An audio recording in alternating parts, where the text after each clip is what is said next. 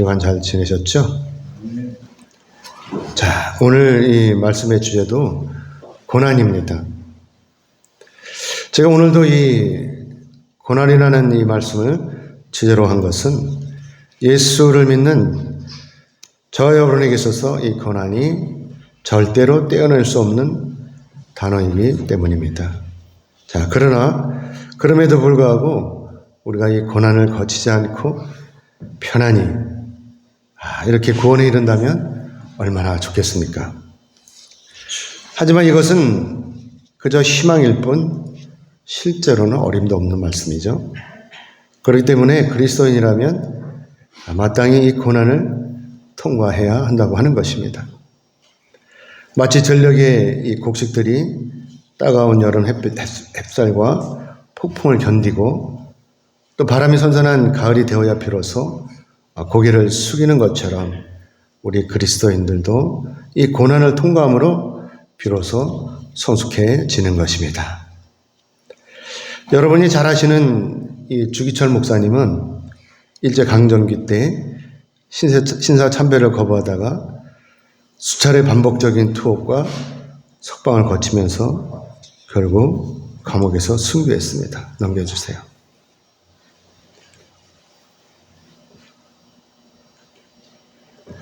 이렇게 신사참배를 했습니다. 저는 그때 없었으니까 모르는데, 이제, 우리 장로님도 기억하시죠? 신사참배. 기억 못하세요? 우리 어머니는 기억하실 거예요. 주기철 목사님은 1938년 2월 8일 날 1차 검속되었다가 27일 만에 석방이 되었고, 1938년 8월에 2차로 검속되었다가 6개월 후에 이제 석방이 되었고, 1939년 8월에 3차로 검속되었다가 9개월 후에 석방되었고, 1940년 9월에 4차로 검속되어 4년간 옥중 생활을 하다가 결국 1944년 독립이 바로 되기 전이죠. 1944년 4월 21일 47세 일기로 감옥에서 순교했습니다. 사랑하는 여러분, 자, 이처럼 주기철 목사님이 목숨을 걸면서 신사참배를 거부한 이유가 무엇입니까? 남들처럼 그냥 지나칠 수도 있었어요. 이렇게 신사참배할 수도 있었어요. 그런데 그럼에도 불구하고 목사님은 신사참배를 거부하고 결국은 일제히 감옥에서 숱한 고문을 겪으시다가 결국은 거기서 순교를 하셨습니다. 그럼 이유가 뭘까라고 하는 것을 우리가 살펴봐야 되겠지 않겠습니까? 신사참배 거부운동은 1930년대 후반부터 1945년 광복이 되기까지 주로 기독교인들이 중심이 되어서 전개한 항일 운동이었습니다. 일제는 이때 자기 국민의 정신적 지배와 사상 통일을 위한 신사참배를 식민지인 우리나라에도 강요함으로 우리 민족이 민족혼까지 말살하려고 했던 것입니다. 인간으로서는 도저히 용납할 수 없는 아주 잔악한 짓이죠. 거기다가 일제는 대륙 침략을 재개하면서 기독교계 사립학교까지 신사참배를 강요하기 시작한 것입니다. 그래서 기독교인들이 신사참배 강요 금지 청원운동과 신사참배 거부운동을 전개하면서 일제와 맞서 싸웠던 것입니다. 결국 이 투쟁으로 말미암아 투옥된 사람이 2천여 명에 이르렀고 200여 교회가 폐쇄되었고 이때 순교자만도 50명이 넘었다고 합니다. 사랑하는 여러분, 이처럼 기독교인들이 앞장서서 신사참배 거부운동을 벌인 그 원동력은 도대체 어디서 비롯된 것입니까? 그래서 오늘 본문 12절로 13절의 말씀 우리 같이 보겠습니다. 12절로 13절을 같이 읽겠습니다. 시작. 사랑하는 자들아, 너희를 연단하려고 오는 불시험을 이상한 일 당한 것 같이 이상히 여기지 말고 오히려 너희가 그리스도의 고난에 참여하는 것으로 즐거워하라. 이는 그의 영광을 나타내실 때에 너희로 즐거워하고 기뻐하게 하려 함이라. 아멘.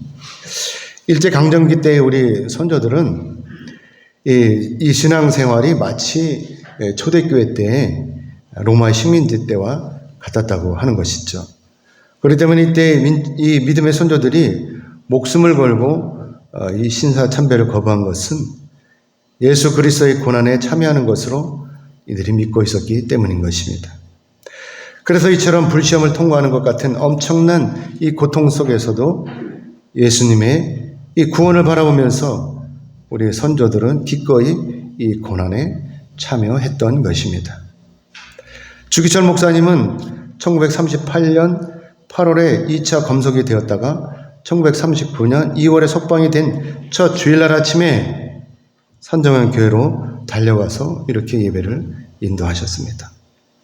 이때 목사님은 마태복음 5장 11절로 12절과 로마서 8장 18절 또 31절 39절의 말씀을 봉독한 후에 5종목의 나의 기도라는 제목을 가지고 설교를 했습니다. 이때 설교 내용을 보면 하나님께 대한 자신의 절대 충성과 자기 헌신이 생생하게 나타나 있는데 이 설교를 요약하면 이렇습니다. 제가 이렇게 잠깐 말씀을 드리겠습니다. 첫째는 뭐냐? 죽음의 권세를 이기게 하여 주옵소서라고 이렇게 말씀을 했습니다. 주님을 위하여 10번 죽고 100번 죽어도 좋지만 주님을 버리고 100년 살고 1000년 살면 무엇합니까? 오 주여 이 목숨을 아껴 주님께 욕되지 않게 하시옵소서. 이 몸이 부서져 가루가 된다 해도 주님의 계명을 지키게 하옵소서. 주님이 나를 위하여 십자가에 달려 비참히 돌아가셨거늘 내 어찌 죽음을 무서워하겠습니까? 다만 일사각오가 있을 뿐이옵시다.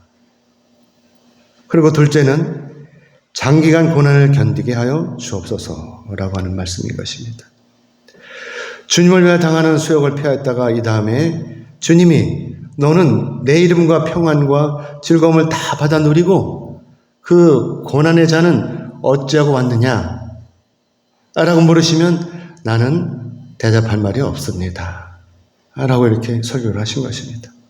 그리고 셋째, 이 셋째는 노모와 처자와 교우를 주님께 부탁합니다. 라고 이렇게 말씀을 하셨습니다. 제게는 80이 넘은 어머님이 계십니다. 그 은혜가 태산같이 큰데 봉행하지 못하고 잡혀다니며 가슴만 아프게 하는 저는 불효자로서 죄송할 뿐입니다.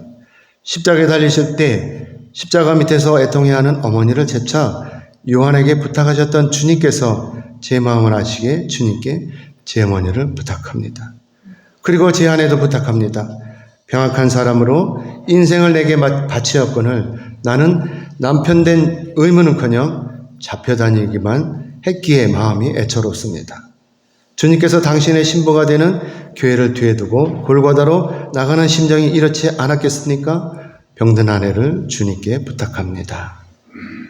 또한 아버지로서 자식에 대한 의무를 다하지 못하고 오는 것들을 두고 잡혀다니는 마음 또한 애처롭기 한없었습니다. 어린 자식과 같이 연약한 제자들을 뒤에 두고 골고다로 향하신 주님께서 내 마음을 아시게 내 자식을 부탁합니다. 또한 내게는 주님께서 맡기신 양떼들이 있습니다. 그런데 나는 악한 세상이 이리 때 가운데 두고 떠나야만 합니다.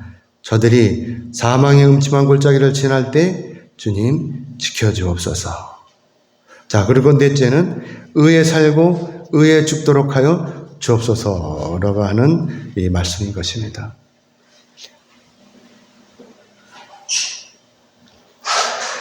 못합니다.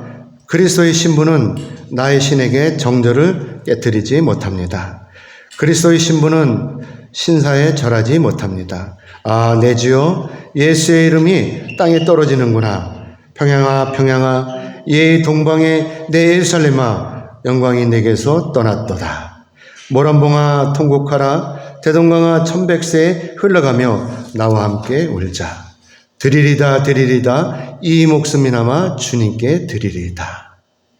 그리고 다섯째는 내 영혼을 부탁합니다 라고 하는 말씀인 것입니다. 오 주님, 예수여, 내 영혼을 주님께 부탁합니다. 옥중에서나 사형장에서나 내 목숨이 끊어질 때 내 영혼을 받으시옵소서. 그리고 목사님은 1944년 4월 21일 밤 9시 30분경 평양 감옥에서 47세를 일교로 해서 주님의 품에 안기었습니다. 사랑하는 여러분, 여러분 주기철 목사님의 이 설교를 들으시면서 무슨 생각이 떠오르십니까? 혹시 이 말씀이 떠오르십니까?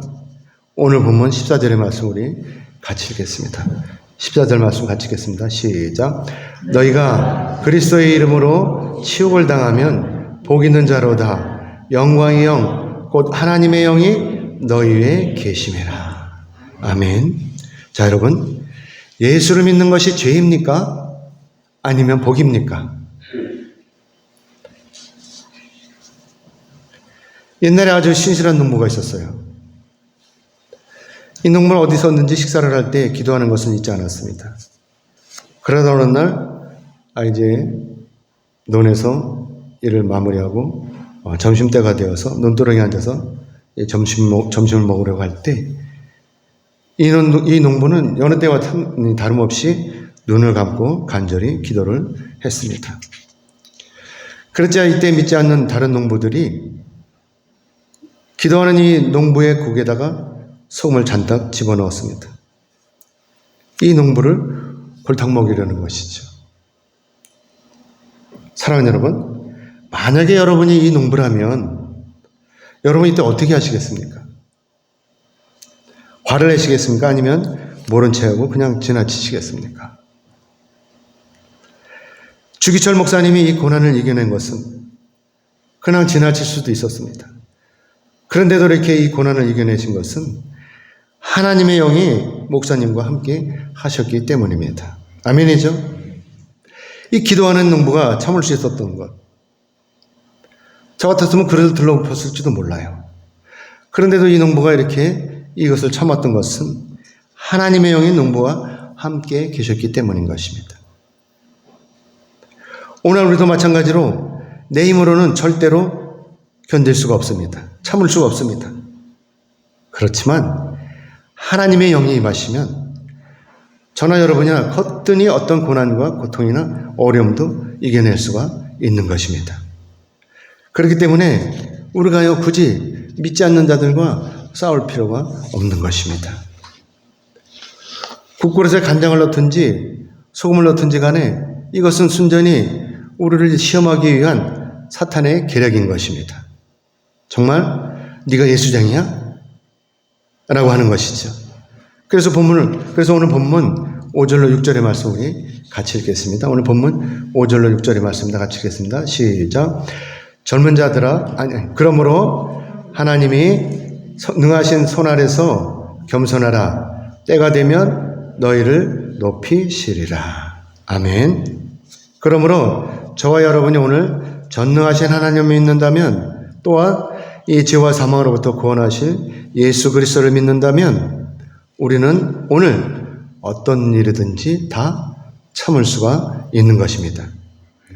그렇기 때문에 수많은 믿음의 선진들이 사탄의 이 모진 박해와 핍박을 견뎌낼 수 있었던 것입니다.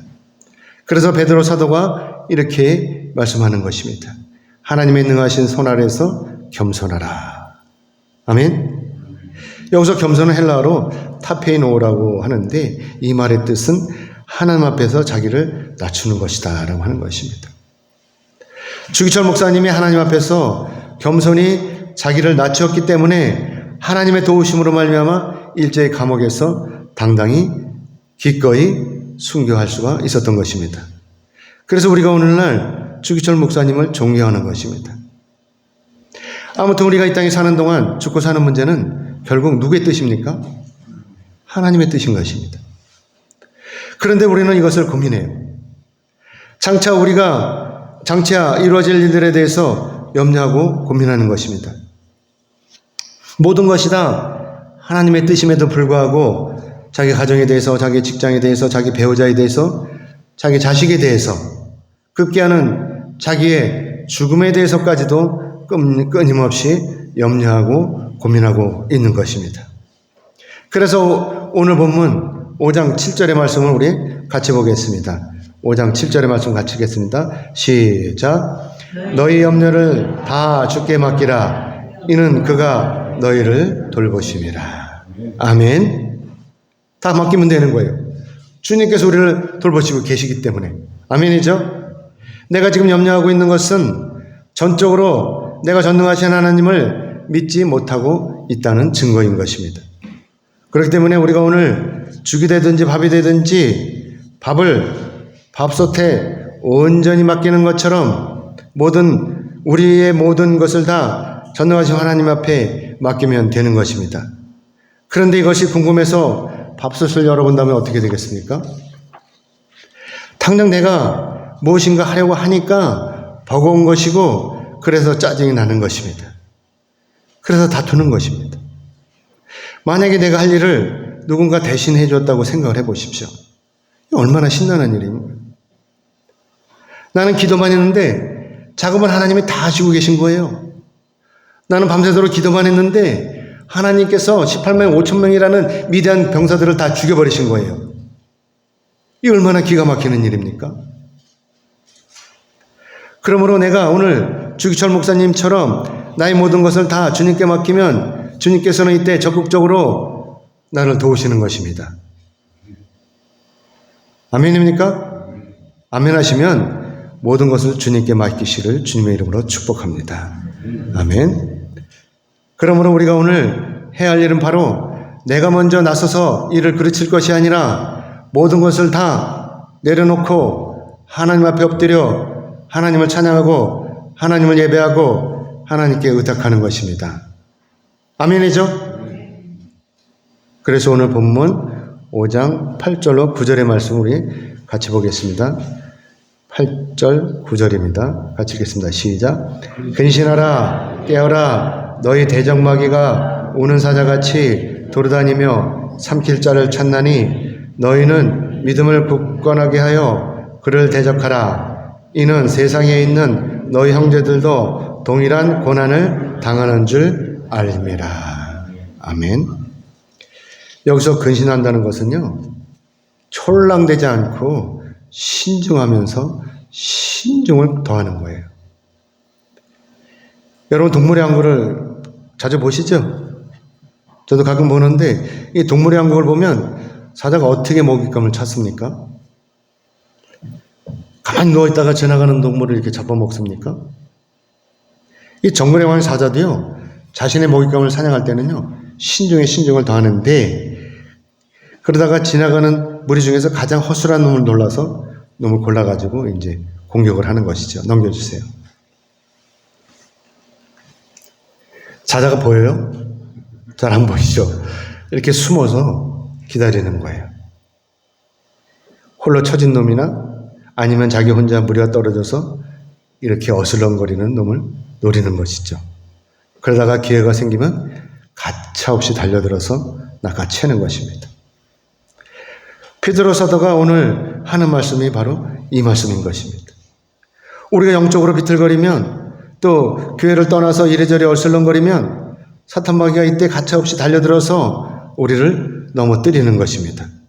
그리고 또 도저히 빠져나올 수 없는 올가무리로 확 씌워버리는 것이죠. 그리고 끝내는 어디로 끌고 가겠습니까? 지옥으로 끌고 가는 것입니다. 그렇기 때문에 우리가 지금 한가하게 유의하작할 때가 아니라 깨어서 기도해야 하는 아주 중차대한 때인 것입니다. 사랑하는 여러분, 오늘날 저와 여러분이 당하는 이 고난은요, 그리스도인이라면 누구나 다 당하는 거예요. 그래서 우리가 이 고난을 능히 이겨낼 수가 있는 것입니다. 자, 그런데도 불구하고 이 고난뿐만이 아니라 우리 가만히 보면은요, 자기 생각에 빠져가지고 그 생각에 치우쳐서 자기 신앙을 끝까지 지키지 못한다는 데 있는 거예요. 제가 오늘 어떤 사람은요, 자기가 섬기던 교회에서 여전도 회장에 이제 출마를 했어요. 그동안 열심히 교회를 섬겼기 때문에 자기가 당연히 회장으로 선출될 줄로 알았죠. 그런데 투표한 결과 어처구니없게도 떨어진 거예요. 이 사람 너무나 실망을 했어요. 또 화가 났어요. 내가 그동안 교회 헌신한 게 얼만데 감히 나를 떨어뜨려? 이거 목사님이 작당을 한 거 아니야? 목사님 나 떨어뜨린 거 아니야? 이런 생각까지 이르는 것이죠. 그러니까 어떻게 되겠어요? 교회 나올 수가 없는 거예요. 이 사람은 결국 교회를 나와서 아직도 교회를 나가지 않고 있어요. 참으로 안타까워요. 자, 여러분, 이 사람의 신앙은 도대체 어디에 있는 것입니까? 참으로 예수를 믿긴 한 것입니까? 그럼 우리는 지금 당장 나를 돌아봐야 되는 것입니다. 내가 지금 바르게 이 예수를 믿고 있는 것인지, 아니면 내가 지금 내 멋대로 신앙생활을 하는 것인지를 돌아보는 것이죠. 여러분은 지금 여러분의 그 신앙이 어느 위치에 와 있습니까? 오늘 본문 5장 10절의 말씀 우리 같이 읽겠습니다. 10절 같이 읽겠습니다. 시작. 모든 은혜의 하나님 곧 그리스도 안에서 너희를 부르사 자기의 영원한 영광에 들어가게 하시니가 잠깐 고난을 당한 너희를 친히 온전하게 하시며 굳건하게 하시며 강하게 하시며 더를 견고하게 하시리라. 아멘. 우리가 이 땅에서 예수를 믿는 이유는 한마디로 내가 천국에 들어가기 위해서입니다. 그런데도 여러분에게는 예수를 믿는 또 다른 이유가 있는 것입니까? 혹시 돈을 많이 벌어가지고 떵떵거리면서 남들보다 더 잘 살기 위해서 예수를 믿는 것은 아닙니까? 절대로 아니죠. 그렇기 때문에 우리가 오늘날 이 땅에 사는 동안 마땅치 않은 어려움이나 고난에 처하는 것은 아주 당연한 일입니다. 마치 집을 짓기 위해서 터를 다지는 것처럼 우리의 올곧은 이 신앙을 위해서 이런 고난이나 어려움은 필수 과정인 것입니다. 그래서 고난이 닥쳐올 때 얼른 납작 엎드려야 하는 것입니다. 그래서 예수님께서 이렇게 말씀하시는 것입니다. 요한복음 12장 24절로 25절의 말씀을 우리 같이 보겠습니다. 넘겨주세요. 요한복음 12장 24절로 25절의 말씀을 같이 읽겠습니다. 시작. 내가 진실로 너에게 이르노니 한 알의 밀이 땅에 떨어져 죽지 아니하면 한 알 그대로 있고 죽으면 많은 열매를 맺느니라.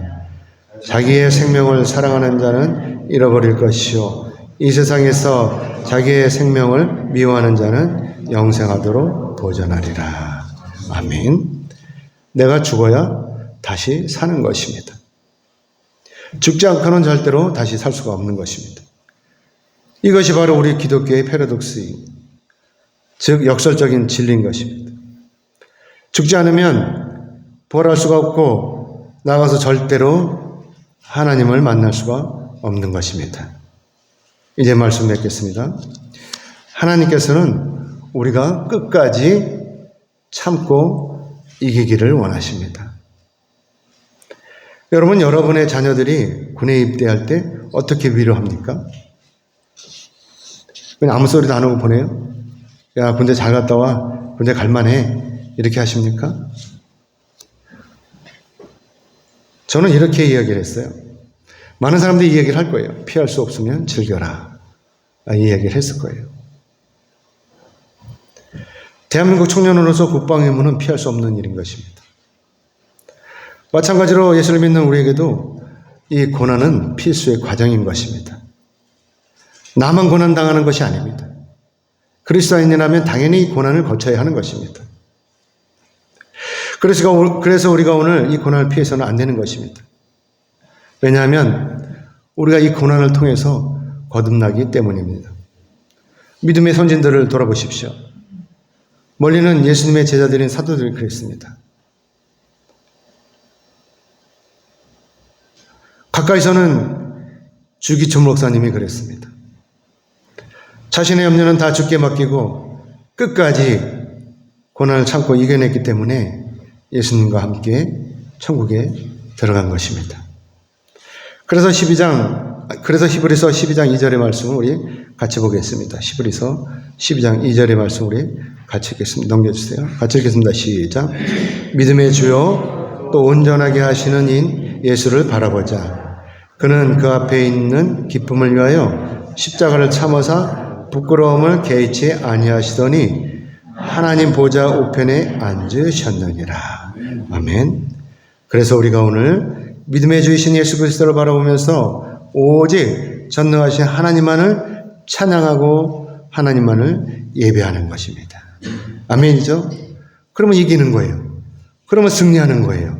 아멘이죠? 아멘 하신 여러분 모두는 전능하신 하나님의 도우심으로 말미암아 끝까지 참고 견디시기를 주님의 이름으로 축복합니다. 아멘.